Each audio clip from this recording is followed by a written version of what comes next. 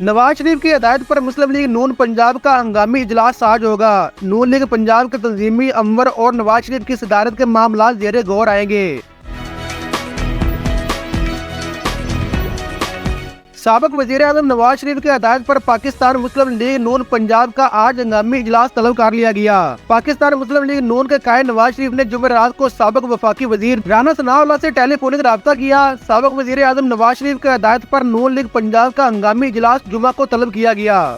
ذرائع کے مطابق مسلم لیگ نون کے قائد نواز شریف چین میں موجود ہے۔ اجلاس میں نون لیگ پنجاب کے تنظیمی امور اور نواز شریف کی صدارت کے معاملات زیر غور لائے جائیں گے۔